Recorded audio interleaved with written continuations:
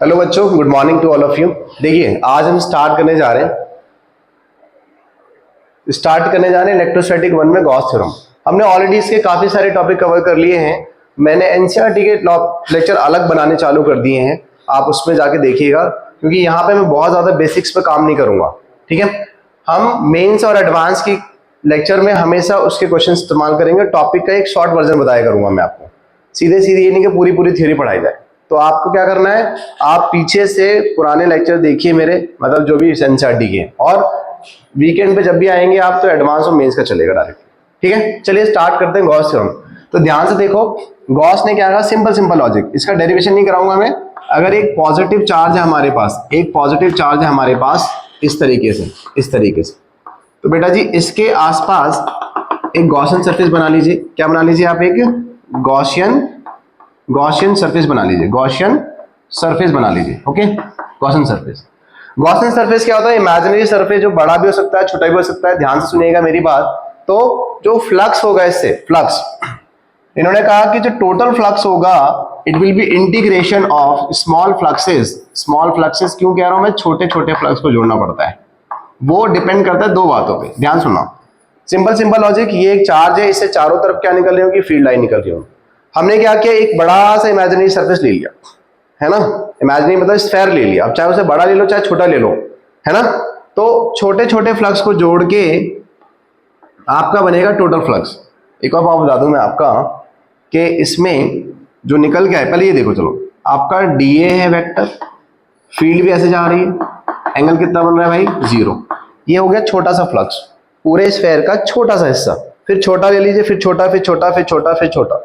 इस तरीके से पूरा का पूरा फ्लक्स कवर हो जाएगा। तो कवर करने का मतलब क्या है? जोड़ना। और जोड़ने का मतलब क्या होता है बच्चों? इंटीग्रेट करना। ठीक है, ये दोनों वेक्टर क्वांटिटी है। और गोला मारने का मतलब पता है क्या? यहाँ पर क्लोज है। ठीक, और ये डिपेंड करता है सिर्फ दो बातों पे, क्यू एनक्लोज्ड, ई एन मतलब एनक्लोज्ड है, मतलब कितना चार्ज इस गॉसियन सरफेस के अंदर है उसी को लेना है, उसके बाहर किसी को नहीं लेना है। मेरी बात समझ में आई क्या? तो this is your Gauss law. इसका प्रूफ मैं ऑलरेडी सीबीएसई वाले बैच में करा चुका हूं, तो यहां नहीं कराऊंगा। अब देखो, इसमें क्यू एनक्लोज का के रिलेटेड एग्जांपल लेते हैं। मान लो ये एक सरफेस है, यहां रखा हुआ है +3 कूलम, यहां रखा हुआ है -Q, और यहां रखा हुआ है भाई, मैंने लिख दिया +2Q। ये हमारा गॉसियन सरफेस। तो आपसे बोलेगा what is the flux through the surface. तो ध्यान से सुनो, जब भी चार्ज एनक्लोज्ड होता है, किसमें एनक्लोज होता है? क्लोज सरफेस में। किसमें होता है? क्लोज सरफेस में। ध्यान रखिएगा, सरफेस के अंदर वाले लेना है, ये ओपन सरफेस नहीं है, ये एक 3D फिगर है ना। और वैसे भी इसको ध्यान से देखो, इसमें सिर्फ चार्ज और परमिटिविटी आ रही है, कहीं भी शेप और साइज नहीं आ रहा है। क्या इसमें रेडियस आ रहा है? क्या इसमें शेप और साइज दिख रहा है आपको? यानी कि गॉस लॉ की सबसे बड़ी खासियत क्या है कि भैया चार्ज अंदर होना चाहिए, फ्लक्स सिर्फ इस पे और इस पे डिपेंड करेगा। ठीक, इस पे और इस पे डिपेंड करेगा, शेप और साइज पे डिपेंड नहीं करेगा। मान लो अगर कोई कह दे, चलो इसको देखते हैं, पहले इसको देखते हैं। तो भाई टोटल चार्ज कितना हो गया? 3Q, वो भी प्लस का। चार्ज कैसी क्वांटिटी है? स्केलर, तो स्केलर की तरह ऐड होगी, यानी प्लस से प्लस, माइनस से माइनस। तो आंसर कितना हो गया हमारे पास? 2Q/ε0। इस बात का ध्यान रखिएगा, उतना ही चार्ज लेना है जो अंदर हो। सर इसको क्यों नहीं लिया? क्या इसकी फील्ड नहीं आ रही है अंदर? बिल्कुल आ रही होगी। इसकी फील्ड आ तो रही है, परंतु आके चली भी गई। ठीक है, आई जितनी और गई भी, कुछ इससे इंटरेक्ट हुई होगी, परंतु मुझे लेना देना क्या है? आई और गई। तो इसका कॉन्ट्रीब्यूशन क्या हो गया? ऑलमोस्ट 0 हो गया। जैसे कि एक बार एक क्वेश्चन पूछा था, छोटा सा बता देता हूं, ऐसी लॉजिकल क्वेश्चन है।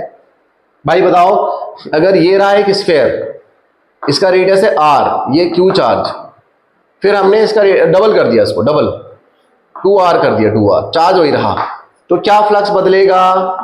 नहीं बदलेगा, बिल्कुल नहीं बदलेगा सर, क्योंकि शेप और साइज पे डिपेंड ही नहीं कर रहा है। इधर भी फ्लक्स वही रहेगा, Q/ε0। दोनों एक जैसे ना लगे आपको थोड़ा सा। भाई ये देखो, ऐसे करके अपन ऐसे लिख सकते हैं, ठीक है, और ऐसे करके अपन ऐसे लिख सकते हैं, आंसर बिल्कुल सेम रहेगा। शेप और साइज का कोई चक्कर है ही नहीं। ठीक है, फटाफट समझ में आ गया इतना? छापो इसको फटाफट। देखिए जरा एक क्वेश्चन ले लेते हैं छोटा सा, समझना जरा। जैसे कि मैं पहले बेसिक क्वेश्चन ले लेता हूं एक छोटा सा। मान लो ये बाउल है, इस बाउल के यहाँ पे एक रखा हुआ है एक चार्ज और इसका रेडियस है r। क्या है इसका रेडियस? r। बाउल है उसके यहाँ पे रखा है ऊपर, तो इसमें आप सोचो कि क्या लग बोला है find the flux through the bowl, है ना। अब मेरी बात सुना गौर से, आपके दिमाग में आ रहा होगा सर इसमें क्या लगा है, क्योंकि ये देखते दिमाग में जब भी फ्लक्स आता है आपके दिमाग में ये चीज घूमने लग जाती है, ये cos थीटा। ये नहीं लगाना है। ये कब लगाना होता है? जब आपकी फील्ड कहीं बाहर से आ रही हो। जैसे इसी क्वेश्चन को अगर मैं ऐसे कर दूं, ये लो भाई ये r रेडियस है और फील्ड मेरी ऐसे जा रही है, ऐसे ऐसे ऐसे जा रही है, ठीक। तो अब यहाँ फील्ड आ रही है बाहर से, तो पक्का ये लगेगा। जहां कहीं भी चार्ज दिया हो सरफेस के अंदर या उसके भीतर कहीं भी किसी पोजीशन में, समझ लो 100% गॉस लगना है। अब गॉस लगाने की कंडीशन क्या होती है? कवर्ड होना चाहिए। क्या होना चाहिए? कवर्ड। ये पूरी तरह कवर्ड नहीं है भाई, क्यों? इसकी फील्ड इधर भी जाएगी, इधर भी जाएगी, इधर भी जाएगी, इधर भी जाएगी। तो हमने क्या किया, काम करो सिमिट्री से कवर कर दो। देखो कवर करने के लिए तो बेटा चादर भी डाल सकते हो उसके ऊपर, बट चादर की शेप टेढ़ी मेढ़ी होगी, आप पकड़ नहीं पाओगे एंगल्स को, दिक्कत हो जाएगी, अलग अलग एंगल बनेंगे। तो हमेशा कवर कैसे करना है? सिमिट्रिसिटी से करना है ना। ऐसे करना है कि हम जब उसका आधा आधा करें, 1/4 करें, तो हमें कोई दिक्कत ना आए बेटा। समझ में आई बात? तो यहां रखा था चार्ज, ये अभी कवर हो गया। तो पूरे स्फेयर की बात करें तो हमेशा पूरे क्लोज सरफेस में कितना चार्ज है? Q। तो आंसर क्या होगा? Q bye epsilon not. हमेशा ध्यान रखिएगा चार्ज जो भी है पूरे क्लोज सरफेस में Q बाय एप्सिलॉन नॉट। अब इसका आधा कर दो, हेमिस्फीयर का आधा कर दो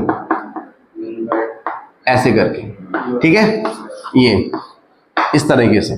तो ये हो गया आपका आंसर। इसमें देखो अगर बोले कोई क्यों आपको कैसे करना है, इसके अंदर फटाफट देखना सर इसमें कैसे करना है। बोला कि find the flux through the curve surface.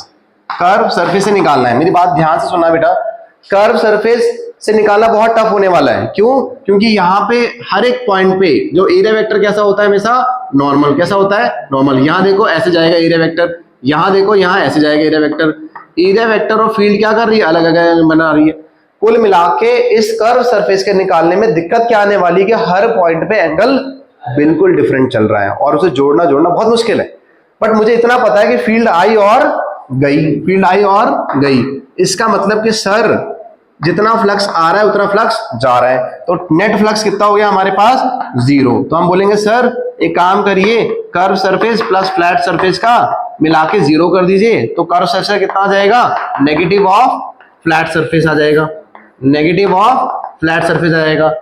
क्योंकि ये जो सरफेस है ये वाला, इसमें दिक्कत कुछ भी नहीं है हमारी। क्यों? एरिया कहीं भी बनाओगे आप, एरिया वेक्टर कितना एंगल बना रहा है फील्ड से साथ? 180 बना रहा है। फील्ड कहां जा रही है? इधर। मतलब आसान बात क्या है कि यार सर कर्व सरफेस को छोड़ दो, फ्लैट सरफेस को पकड़ लो। फ्लैट सरफेस पे हर जगह एरिया वेक्टर सेम एंगल बना रहा है, तो जितना फ्लैट सरफेस बना रहा होगा उतना ही कर्व बना रहा होगा। कर्व ऑपोजिट बना रहा होगा, ये इधर बना रहा होगा, दोनों मिलकर क्या होंगे? 0। तो बेटर है कि हम फ्लैट सरफेस पकड़ लें। ई एरिया क्या होगा? पाई आर स्क्वायर, और एंगल कितना है? cos 180 हो गया, है ना। तो आंसर कितना हो गया? E into pi r square. अब आपको समझ में आ गया होगा कहां गॉस लगना है, कहां गॉस नहीं लगना है। ठीक है भाई, छापो इसको फटाफट। देखो जरा क्वेश्चन ध्यान दे देते। ये 2 स्फेरिकल कंसेंट्रिक सेल्स है, मतलब सेल मतलब खाली है, 2 है, कंसेंट्रिक मतलब सेंटर दोनों का कॉमन है। इस वाले ये S1 सरफेस है, ये S2 सरफेस है आपका, इसके अंदर Q चार्ज है, इसके अंदर 2Q चार्ज है। तो जब आप इसका फ्लक्स निकालेंगे अंदर वाले का, तो मैंने बताया था कि गॉस ने कहा था कि वही चार्ज लेना है जो सरफेस के अंदर हो। हम बात कर रहे हैं S1 की, तो भाई यहाँ पे पहले क्या होगा? Q bye epsilon not. परंतु जब मैं दूसरे वाले की बात करूंगा तो ध्यान से सुनना, इसके अंदर ये भी आ गया और ये वाला स्फीयर भी आ गया है, तो ओवरऑल चार्ज कितना हो जाएगा? 3Q बाय एप्सिलॉन नॉट हो गया। तो आंसर आ गया 1/3। दूसरे वाले पार्ट में क्या बोला है? ध्यान सुनना मेरी बात। इसने कहा कि अंदर वाले को मैंने किसी डाइलेक्ट्रिक मीडियम से डाल दिया K से। तो ध्यान सुनना मेरी बात, अगर अपन ने इसको बदल दिया है, डैश मान लो इसको डैश, सुना गौर से, अंदर वाले पे कितना चार्ज था? Q, और यहाँ पे आ जाएगा एप्सिलॉन। जैसे ही आप मीडियम बदलते हैं आपको एप्सिलॉन लिखना होता है, अपार्ट फ्रॉम एयर। एयर को छोड़ दो, सब एप्सिलॉन होता है। और आपको एक बात पता है, क्या पता है सर? डाइलेक्ट्रिक कांस्टेंट क्या होता है? Epsilon bye epsilon not. तो एप्सिलॉन क्या होता है? K epsilon not. तो इस हिसाब से ये हो जाएगा Q K एप्सिलॉन नॉट। तो आई थिंक मेरी बात समझ में आ गई होगी आपको। अगर गौर से देखो तो K टाइप आपका फ्लक्स घट गया, यानी कि ये पहला वाला क्या था? S1 है ना, S1 बटे के मतलब हमारा के टाइम घट गया। वैसे भी फोर्स के टाइम घट जाता है, आपको पता होगा ये बात, है कि नहीं, है कि नहीं? अच्छा ठीक, अगला क्वेश्चन क्या है, ध्यान सुनिएगा। एक स्क्वायर शीट रखी हुई है ऐसे जमीन पे या फ्लोर पे, आपको उसकी हाइट, उसकी साइड कितनी है 10 सेंटीमीटर। उस स्क्वायर के 5 सेंटीमीटर ऊपर जाके आपको बताना है फ्लक्स, 5 सेंटीमीटर था यहाँ पे हाइट पे, बताना है कि अपन ने इस स्क्वायर के इतनी ऊंचाई पे रख दिया है, एक 5 सेंटीमीटर की दूरी पे हाइट पे क्यों रख दिया है, ठीक है। हाँ फटाफट ट्राई करो एक बार पॉज लगा के। देखो यहाँ पे जैसे मैंने बताया कि यहाँ पे स्क्वायर शीट है, चार्ज ऊपर रखा है, इतनी हाइट पर रखा हुआ है, ये 10 सेंटीमीटर है, तो मैंने कहा अब इसमें गॉस तो लग नहीं सकता, सॉरी गॉस ही लगेगा, इलेक्ट्रिक फ्लक्स नहीं लग सकता डायरेक्ट, क्योंकि वो तब लगता है जब फील्ड आती है। तो अभी इसे कवर करो, कवर कैसे करना है, सिमेट्रिसिटी से। आप इसको ऐसे करिए, ऐसे कर लीजिए, इन दोनों लाइन को इधर ऐसे कर लीजिए और इसको यहाँ जोड़ दीजिए और इसको यहाँ से ऐसे करके ऐसे जोड़ दीजिए, थोड़ा टेढ़ा हो गया, कोई बात नहीं, ये जोड़ दीजिए ऐसे करके, ठीक है। यहाँ से एक लाइन ऐसे खड़ी करो, ये लाइन यहाँ जोड़ दो, ये बन गया भैया क्यूब, यानी कि नाउ ये चार्ज क्यूब के सेंटर पे कहीं पर है, यहाँ कहीं। तो अब पूरे क्यूब का कितना हो जाएगा, हमको पता है सर पूरे क्यूब का तो क्यूब है एप्सिलॉन नॉट होने वाला है आंसर। और ये जो कंट्रीब्यूशन है कितने फेज का हो गया, 6 फेज का हो गया। 6 फेज ने मिलके क्यूब एप्सिलॉन नॉट बनाया, तो एक फेज का कंट्रीब्यूशन कितना हो जाएगा 1/6। ईच क्यूब का हो गया, ईच क्यूब कह रहा हूं, ईच फेज का हो गया 1/6, यानी डिवाइड कर दिया मैंने 6 से। अगर आपसे बोल दे कि भाई बताओ 3 फेज का बता दो, 3 फेज का बता दो सर, 3 से मल्टीप्लाई कर देना। भाई जब हमें एक फेज का पता चल चुका है तो आप 3 से पूछे या 2 से पूछे या 4 से पूछे, उससे फर्क नहीं पड़ेगा, तो आंसर आ जाएगा cube by epsilon not by 2, ठीक है। तो this is the way to solve the questions. इस टाइप के क्वेश्चंस बहुत आ जाते हैं आजकल जेईई में भी, तो ध्यान रखिएगा आप। मैंने शुरुआत यहाँ से करी है, फिर हम थोड़े से बड़े क्वेश्चन पे चलेंगे। अब हम डेरिवेशन चलते हैं, है ना, छापो इसको खड़ा हो। देखो पहला स्टार्ट करते हैं गॉस की एप्लीकेशन में। नॉन कंडक्टिंग सॉलिड स्फीयर है, नॉन कंडक्टिंग मतलब मेटल नहीं है, कोई भी नॉन कंडक्टिंग डाइलेक्ट्रिक मटेरियल है, यानी कि इंसुलेटर काइंड ऑफ। इस पे चार्ज अंदर से लेके बाहर तक फैला रहता है, ठीक है। जबकि मेटल में क्या होता है, चार्ज अंदर रहता ही नहीं है, अगर आप अंदर घुसने की कोशिश भी करोगे तो बाहर आ जाएगा, ठीक। उसकी खासियत है क्यों है, अगर मैंने डिस्कस कर चुका हूँ सीबीएसई बैच में। देखिए यहाँ पे हम डेरिवेशन नहीं करेंगे, मैं इसका सिर्फ थोड़ा एक ओवरव्यू दूंगा आपको, फॉर्मूला और ग्राफ। अगेन इस तरह से चलेगा सब में, जहां लगेगा मुझे सीबीएसई में कवर नहीं किया वो बताते जाऊंगा। तो ध्यान सुनिएगा, इसमें हमने पहला लेना एक पॉइंट यहाँ, तो मैंने कहा एक गॉसियन सरफेस ले लो। ये अगर आप ध्यान से देखें, इसका जो रेडियस होगा, ये radius small r which is less than r, मतलब छोटा आर जो है एक वेरिएबल की तरह ट्रीट कर रहे हैं हम लोग उसको, ये आपके बड़े आर से छोटा है ना, यानी कि अंदर की बात चल रही है। कहाँ की बात चल रही है, अंदर की, यानी कि अंदर की तरफ देखना चाह रहे हैं हम लोग, अंदर की तरफ। अच्छा सर देख, और एक सरफेस लेंगे हम बाहर की तरफ, गॉसियन सरफेस, इस तरीके से, ठीक है, इस तरीके से ये। तो इसका जो रेडियस है वो ग्रेटर देन आर है, तो हमें क्या देखना है, एक अंदर देखना है, एक सरफेस पे देखना है और एक बाहर देखना है। तो सिंपल पहला केस इनसाइड, इफ या ऐसे लिखो for r less than r की बात करें, तो ये क्या हो गया इनसाइड। इनसाइड का मतलब क्या है, इलेक्ट्रिक फील्ड अंदर कितनी है, तो वो होता हमारा 1/4 pi epsilon not q by r cube into r होता है। तो यहां गौर से देखो अगर आप, तो इलेक्ट्रिक फील्ड में इस फॉर्मूले में आपको नोटिस होगा कि सर ये सब कुछ कांस्टेंट है, बाकी आर पे डिपेंड कर रहा है, यानी कुल मिला के इलेक्ट्रिक फील्ड आपकी स्मॉल आर पे डिपेंड कर रही है। बस सेंटर से चलना चालू करिए, आप सेंटर से चलना चालू करिए, सरफेस तक पहुंचिए। सुनिए, आप धीरे धीरे जब यहां होंगे तो आपके पास इतना चार्ज होगा, अरे इतने स्फीयर का चार्ज होगा, फिर और बड़ा होगा, फिर और बड़ा होगा। मतलब क्या है कि जैसे जैसे आप सेंटर से ऊपर की तरफ बढ़ रहे हैं, आपका गोला बड़ा होते जा रहा है, और टिल यहां तक पहुंचते गोला खत्म। तो मतलब आर बढ़ रहा है, मतलब चार्ज बढ़ रहा है, तो फील्ड भी बढ़नी चाहिए। तो starting from the centre to the surface आपकी फील्ड लीनियरली बढ़ेगी, क्योंकि जब बेटा पावर यहाँ 1 होती है तो ग्राफ सीधा चलता है, ठीक है। अभी ग्राफ समझाएंगे। और अच्छा, अब अगर मैं चाहूं इसमें वॉल्यूम चार्ज डेंसिटी ले आऊं, वॉल्यूम चार्ज डेंसिटी क्यों लेके आ रहा हूं, क्योंकि कई बार ऑप्शन में रो के टर्म में दिया होगा, और रो जो होता है वो चार्ज अपॉन वॉल्यूम होता है, क्योंकि सॉलिड फिगर है। रो होता है charge upon volume, charge upon volume. तो वॉल्यूम मैंने यहां लिख दिया, इसे बोलते हैं volume charge density, volume charge density बोलते हैं इसको, वॉल्यूम चार्ज डेंसिटी। अब जरा गौर से सुनना मेरी बात कि भाई यहाँ पे चार्ज दिख रहा है आपको, दिख रहा है सर, और वॉल्यूम क्या होता है 4/3 पाई आर क्यूब होता है। अब दिक्कत क्या है कि सर यहाँ पे ना 4/3 नहीं दिख रहा है मुझे, तो 3 से ऊपर लपेटना पड़ेगा, 3 से नीचे लपेटना पड़ेगा, है ना।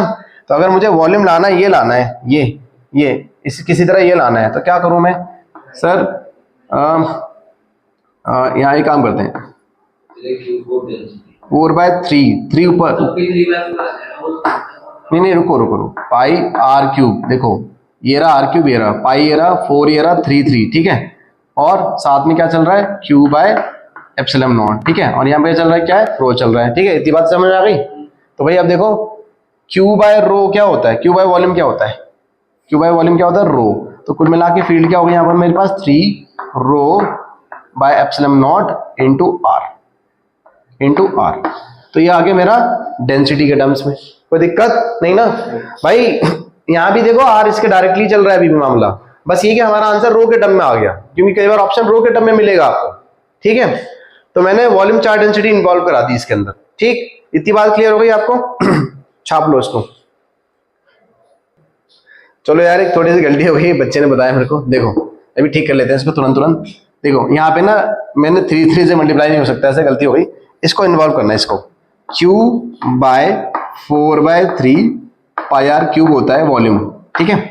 तो एक काम करते हैं, यहाँ पे 1/4πε0 को ऐसे ही रहने देते हैं, Q की जगह पे लिख देते हैं, Q की जगह पे लिखते हैं rho into this, rho into 4/3 pi r cube लिख देते हैं, ठीक है, ये चलेगा। और नीचे क्या हो गया आर क्यूब इंटू आर, तो देखो 4π से 4π उड़ जाएगा, है ना, तो हमारे पास आंसर क्या आ जाएगा 1/3 ना, 1/3 बचा, आर ये कटा, और ये क्या हो जाएगा हमारे पास rho into are bye are. अब सही है, नहीं बेटा वो स्क्वायर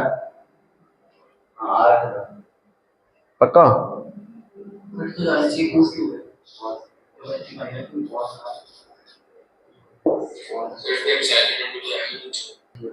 देखो इसमें एक और चीज है कि ε0 भी आएगा, है ना, ε0 भी आएगा, और ये आर नहीं रहेगा, सिर्फ ε0 रहेगा, क्योंकि यहाँ पे कट गया पूरी तरीके से। तो अब भी देखो, अब भी हमारा यहाँ से एक बात प्रूफ हो रही है कि ई जो है आर पे डिपेंड है। ये ज्यादा अच्छा प्रूफ हो रहा है, क्यों, क्योंकि यहाँ पे डेंसिटी कांस्टेंट हो गई हमारी, वैसे भी वॉल्यूम चार्ज डेंसिटी कांस्टेंट होती है किसी स्फीयर के लिए, ठीक है। अभी इस क्वेश्चन में यूनिफॉर्म चार्ज डेंसिटी, एक बात ध्यान रखना, मेंस में एक और क्वेश्चन आया था जिसमें डेंसिटी बदल रही थी, कराऊंगा मैं आपको। तो ये क्वेश्चन में आपको चार्ज इंटीग्रेट नहीं करना पड़ेगा, सीधे फॉर्मूला छापना पड़ेगा, लेकिन ध्यान रखिएगा लिखा होना चाहिए कि यूनिफॉर्म चार्ज डेंसिटी, कैसी यूनिफॉर्म, ठीक है, इसको यूनिफॉर्म होना चाहिए, इसको यूनिफॉर्म होना चाहिए। अच्छी बात हो गई, चलो इसे पकड़े में आ गई, यूनिफॉर्म होना चाहिए। नॉन यूनिफॉर्म में तो चार्ज डेंसिटी को इंटीग्रेट करना पड़ता है, क्योंकि एक पेपर में क्वेश्चन आया था इस टाइप का कुछ, rho equal to ρ0 1 minus r² कुछ करके ऐसे, ठीक है। तो उस केस में आप कराऊंगा, ऐसा कुछ क्वेश्चन है जिसमें कि आपको चार्ज डेंसिटी भी इंटीग्रेट करनी पड़ जाएगी, ठीक है। हाँ इतना क्लियर है। अगला देखो फटाफट जल्दी से, इसका दूसरा पार्ट देखो कि अगर मैं बात करूँ कि यार सर यहाँ पे फॉर r इक्वल टू आर, अगर r इक्वल टू आर का मतलब क्या हो गया सरफेस, क्या हो गया सरफेस की बात हो गई, सरफेस। तो सरफेस पे क्या होगा भाई, सरफेस पे सर क्या होगा, सरफेस पे क्या होगा, सिंपल सीधे सीधे लिख लेते हैं के, सीधे लिखो 1/4πε0 Q/r², ठीक है, ये हो जाएगा आपका, ठीक। और तीसरा केस देखो, तीसरा केस मैं इस पर ड्राइव में करा रहा, सीबीएसई में जाके देख लेना, for r greater than r, मतलब outside the sphere, outside the sphere, मेरी बात ध्यान से सुनिएगा, आउटसाइड द स्फीयर अगर आप जाते हैं तो क्या होने वाला है, तो उस केस में सिर्फ फॉर्मूले में थोड़ा सा चेंजेस आएगा, r का फर्क आएगा, r का वो आएगा Q/r², ठीक। और ग्राफ कैसा बनेगा इसका, ग्राफ बच्चों ऐसा बनेगा, E वर्सेस R का ग्राफ, पहले फील्ड बढ़ रही है, सरफेस तक मैक्सिमम हो गई, फिर आपकी फील्ड घटेगी। तो बेटा जी यहाँ पे अपन लिख देंगे क्या, इधर तो चल रहा है अपना E चल रहा है, और यहाँ पर ये हो गया E डायरेक्टली टू R, ये R इक्वल टू R पे मैक्सिमम होने वाली है, E मैक्स कहलाएगी ये, और यहाँ पे आपकी E जो है वो इनवर्सली प्रोपोर्शनल है r² के, ठीक है। ये जीरो मत कर देना, इनफाइनाइट पे जाके जीरो होती है, फील्ड बहुत दूर तक चलती है, उसकी रेंज बहुत दूर तक इन्फिनिटी तक होती है। I hope it is clear. हाँ हाँ, छापो इसको। देखो एक बार इसको रिकैप कर देता हूं, है ना, थोड़ी और क्लैरिटी आ जाएगी। आपका एक सॉलिड स्फीयर था जिसमें चार्ज अंदर से लेके बाहर तक फैला हुआ है, नॉन कंडक्टिंग है, ध्यान रखिएगा नॉन कंडक्टिंग है। नॉन कंडक्टिंग में अंदर फील्ड जीरो नहीं होती है, जीरो नहीं होती, ठीक है। तो देखो सबसे पहले मैंने क्या लिया था यहाँ पर, सबसे पहले मैंने लिया था एक अंदर वाला केस जिसमें मैंने एक गॉसियन सरफेस ले लिया, ये वाला छोटा वाला, इसको S1 नाम दे दो चाहे तो। और दूसरा लिया ये वाला सरफेस, गॉसियन सरफेस अंदर की तरफ है हमारा, अंदर की तरफ है हमारा, और ये जो वाला है आपका, ये वाला बड़ा वाला बाहर की तरफ है। तो सिंपल सी बात, मेन जो केस है ना आपका अंदर वाला ही है। तो अंदर वाले पे जो फील्ड का फॉर्मूला डिराइव्ड होके आता है वो ये आता है, K/r³ into small are variable है आपका, बड़ा आर फिक्स है, radius of the actual radius है वो, ठीक। तो हमें प्रूफ हो रहा है सर ई जो है आर के डायरेक्टली प्रोपोर्शनल है। जैसे जैसे आप सेंटर से सरफेस तक जाएंगे चार्ज बढ़ेगा, स्फीयर बड़ा होता जाएगा, बड़ा चार्ज बड़ा स्फीयर, तो फील्ड बढ़ रही है सर। अब अगर मेरा मन हुआ कि चलो क्वेश्चन में, मेरा मन नहीं, पेपर में आता है कि रो के टर्म में लाओ डेंसिटी, तो चार्ज डेंसिटी होता है volume, charge upon volume. Volume क्या होता है स्फीयर का, 4/3 πr³। मैंने इस क्यू की जगह पर, इस क्यू की जगह पर रख दिया उठा के, इसको यहाँ मल्टीप्लाई मार के यहाँ चिपका दिया, तो काटा कुटी करके आंसर आ गया। तो इससे प्रूफ हो गया कि सर देखो ये ऑलमोस्ट, ये पहले से कांस्टेंट था, ये कांस्टेंट, ये कांस्टेंट, इससे बहुत अच्छे से प्रूफ हो रहा है कि सर एग्जैक्टली ई जो है आर के क्या है, डायरेक्टली प्रोपोर्शनल है। यहां से थोड़ी कंफ्यूजन लग सकती है, अरे ये भी है ये भी नहीं, बिल्कुल ये भी कांस्टेंट है वैसे तो, ठीक। फिर आउटसाइड के लिए हमारा फॉर्मूला आता है सिंपल, पॉइंट चार्ज की तरह। पॉइंट चार्ज की फील्ड भी क्या होती है, K/r² ही होती है। तो समझ लीजिए पॉइंट चार्ज में जो r होता है वो डिस्टेंस होता है पॉइंट चार्ज से यहाँ तक का, यहाँ पे r क्या है, रेडियस, ये डिस्ट्रीब्यूटेड चार्ज है और वो पॉइंट चार्ज, और फॉर्मूला दोनों क्या आ रहे हैं, सेम आ रहा है। तो ये रहा आपका इक्वल टू के केस का, और बाहर जाने पे फील्ड घटने लग जाती है। तो ग्राफ देखो पहले बढ़ रही है फील्ड, फिर घट रही है पैराबोलिकली, ठीक। So this is all about this topic, I hope it is clear. छाप लो इसको। देखो ये अगला डेरिवेशन पिछले से रिजेंबल है, आप पिछला वाला पढ़ लीजिए, ये बिल्कुल सेम है लगभग, एक केस को छोड़ के बस, इनसाइड वाले को, बाकी दोनों केस बिल्कुल सेम है, इसलिए मैंने इसको उड़ाया नहीं है। देखो जहां लिखा हो hollow sphere, spherical shell, solid metal, चाहे मेटल सुनो सॉलिड हो, मेटल होना चाहिए बस, अंदर फील्ड क्या होती है, जीरो, क्योंकि मेटल की प्रॉपर्टी अंदर फील्ड क्या होनी चाहिए, जीरो। तो हॉलो चाहे वो मेटल हो चाहे नॉन मेटल हो चलेगा, हॉल होना चाहिए, लेकिन तब भी फील्ड क्या होगी अंदर, जीरो। परंतु अगर सॉलिड मेटल भी है तब भी फील्ड क्या होगी, जीरो। तो यहाँ पे देखो अगर आप बोलो कि यार गॉस के हिसाब से सर E.dA इंटीग्रेशन में चलता है हमारे साथ क्या, Q/ε0, और Q क्या होता है, ये एनक्लोज वाला Q होता है, एनक्लोज मतलब भीतर वाला, ठीक है, ऐसे करके। तो अगर आप इसको करें ऐसे करके, तो E बाहर ले लें आप, E बाहर ले लें